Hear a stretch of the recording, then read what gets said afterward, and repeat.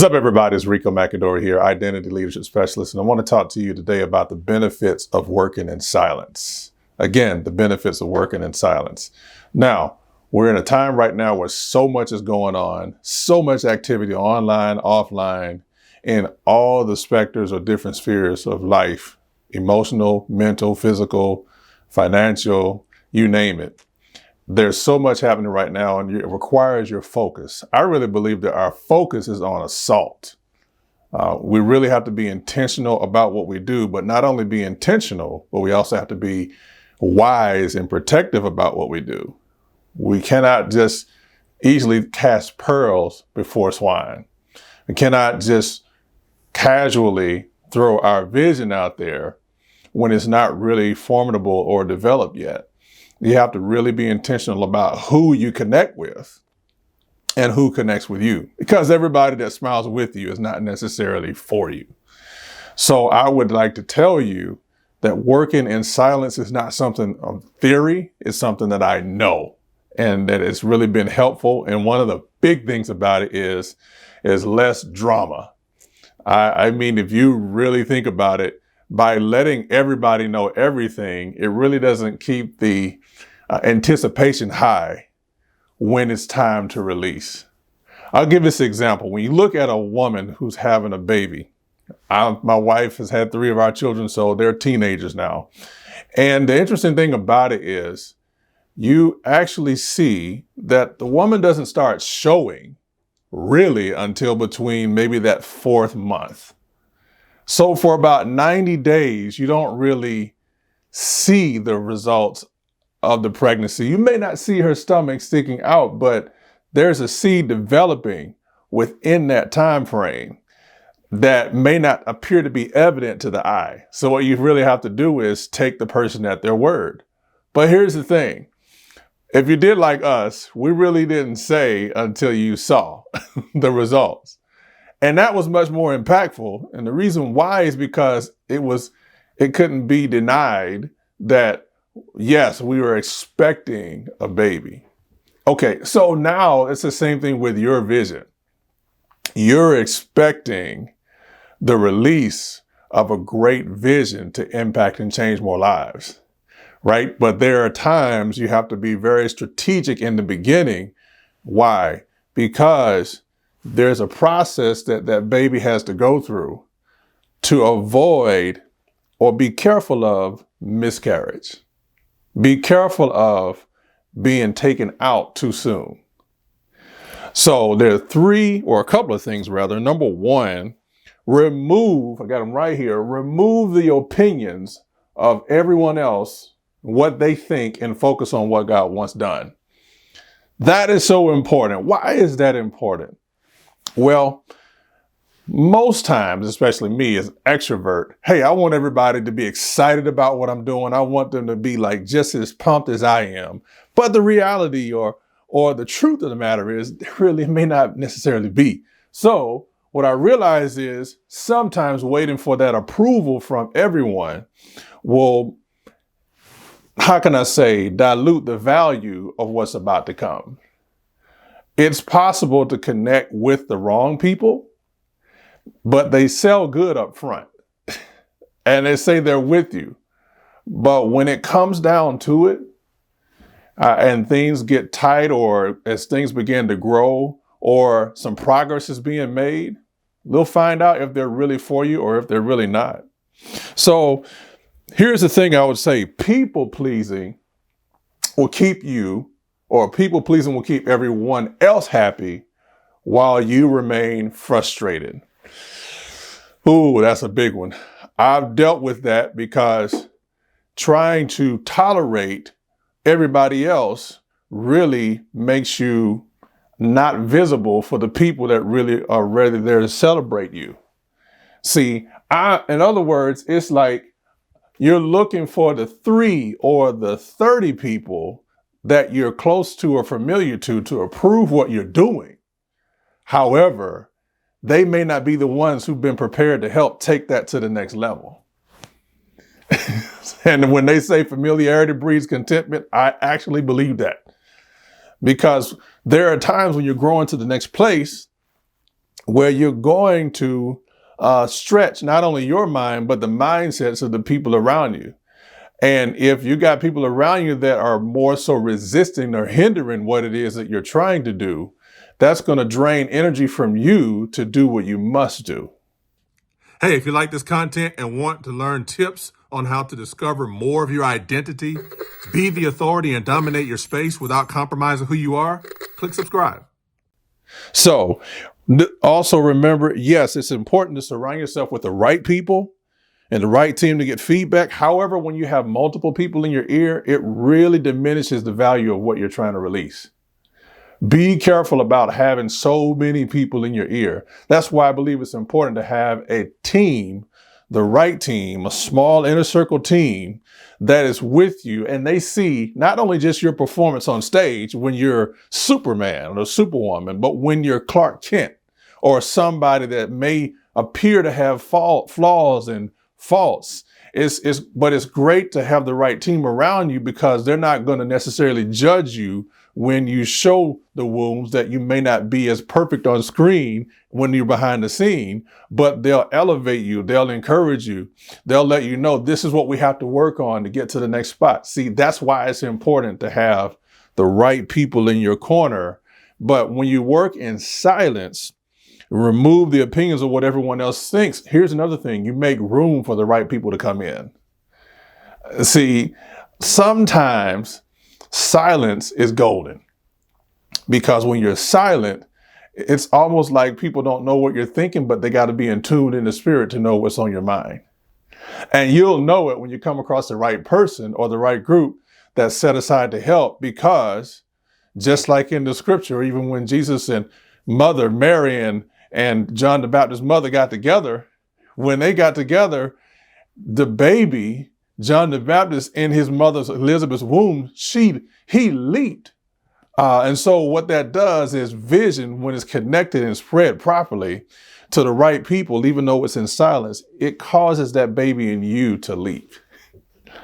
Who around you is feeding you? Who around you is bringing life to what it is that you're doing? Right? So it's important to realize that you're not going to be for everybody, and everybody is not going to always be in that inner circle, but there's the right somebody waiting to help you grow from where you are to where you must go. All right. And so remember, vision is given to a visionary, not necessarily to a group. So, so when you have a vision, it is very important that, number one, you be secure in who you are, be secure in the purpose and the reason why you're here and the problem you're called to serve or solve. And then also be clear about the authority in which you express that, because that is going to be what attracts the right people to help you. But when you're a visionary, you realize, again, that what's in you is going to attract the right people to help you. All right. So number one was remove the opinions of what everyone else thinks and focus on what God wants done. Secondly is surprise your frenemies and enemies with undeniable results. Now, here's the thing about that. Telling your vision too soon increases the chances of it being aborted. Telling it too soon increases the chances of you're not going forward, because you may not be at a place or strong at a place mentally, spiritually, to where you can deal with certain things. Not saying that you won't be, but sometimes telling too early watch this, it gives your enemy an opportunity to prepare to overthrow you or to hinder you or discourage you from going forward. Right? So everyone smiling with you is not always happy for you. Think about that. Look, you can smile good up front, but I'm telling you, when it gets down to the nitty gritty, when it gets down to getting things done, you'll find out, because over time, motives are revealed. So think about, we already kind of gave that definition about the woman who's pregnant, but I want to say this, it is much more fulfilling to see people in shock and awe, never realizing what God had in store for you to do. That, I don't know about you, that makes me feel great. When people are like, I never knew you did that. Well, I've always been doing that. You just weren't aware about it, or it wasn't as important to you about what I've been gifted to do to help people like you. I mean, for instance, I had someone who was a pastor, and he saw me playing music and he was like, I never knew you played. I'm like, yeah, I've been playing for years. And that's how it normally is. It seems like you've been doing this for a while, but other people just see you and it appears that you showed up overnight, but you've been doing it consistently over time. But here's the thing. Sometimes it seems like you're not getting any results. Actually, you are. But growth, watch this, growth happens down before it comes up out of the ground. The deeper the foundation, that makes it more solid so that the taller structure can be supported. So here we go. Number 2 was surprise your frenemies and enemies with undeniable results. Now, I'm going to say this. Here's the thing. There are 2 people I want to share that are examples, Joseph and Nehemiah. And we're going to talk about a contrast between those 2. Joseph had a dream, but Joseph told too much of the dream to the wrong people. He had brothers, and every time he would tell his dream to his brothers, they would get bitter. They would get upset. And instead of being wise and being like, maybe I shouldn't tell them this anymore, he still goes and tells them. And one dream in particular is, your sheaves are going to bow to mine, which means you all are going to bow to me. How do you think if somebody who's not really liking you, feeling you, and they're hearing you say that about them, like they're going to bow to you? That's, if they're insecure, they're like, man, I'm going to do whatever I can to get rid of this agitation because I'm not bowing to this kid. I'm not bowing to someone who appears to be less than me. That's what they'll say. So in other words, Joseph, he used, and he spoke too soon, telling the dream to the wrong people. And as a result of telling it to the wrong people, it set him up to be put in a pit and also sold into slavery. And he ended up in Egypt, right? So look at Nehemiah. Nehemiah was a cupbearer for the king. And what he did was the king noticed that his countenance was sad. His face was sad. He's like, what's wrong, Nehemiah? So the difference between Joseph and Nehemiah in this case, Nehemiah had an audience or an opportunity to share what was inside or on his mind. And once he shared what was on his mind, he had access to resources from the king. Now look, once he gathered those resources, here's what Nehemiah did. Nehemiah waited until the time was right, and then he released it to the people on his team before they started the work of rebuilding the wall in Jerusalem. You see, the difference between the 2 is one person was so excited to tell what it is that they were going to do or what was going to happen, but the other person was silent, but the opportunity came up so they could progress and move forward. But watch this, even when the opposition came to Nehemiah, by the time his opposition of Sanballat and Tobiah, those enemies, they sent for workers to get Nehemiah to stop his work to go talk to them.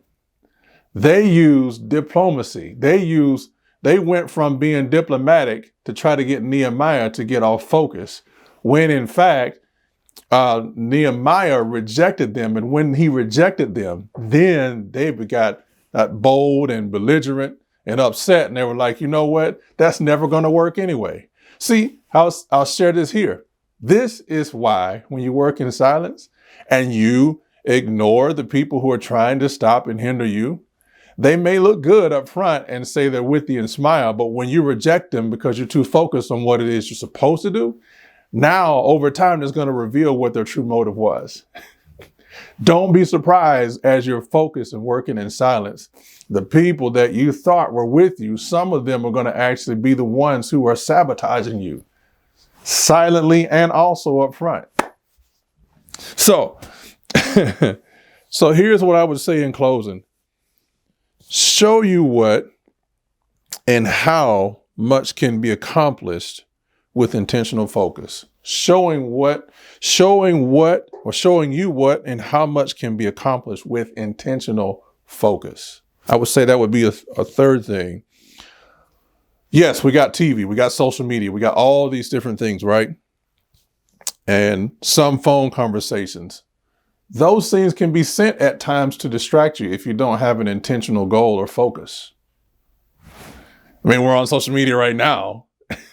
And even being on social media right now, I have to be intentional about the time. I have to be intentional to let the algorithm or whatever is directing it focus or feed my mind, feed what it is that I'm trying to grow in. If I'm not careful and I get distracted in the wrong things, now I'm going to get sent more of the wrong things or more good things that could be nothing wrong, but it's really taken away from the greatness that I need to focus and leverage on to help the people I'm called to. So those are the benefits of working in silence. And I hope you got value out of this. If you did, click the subscribe button, like this, share this, and I'll see you next time.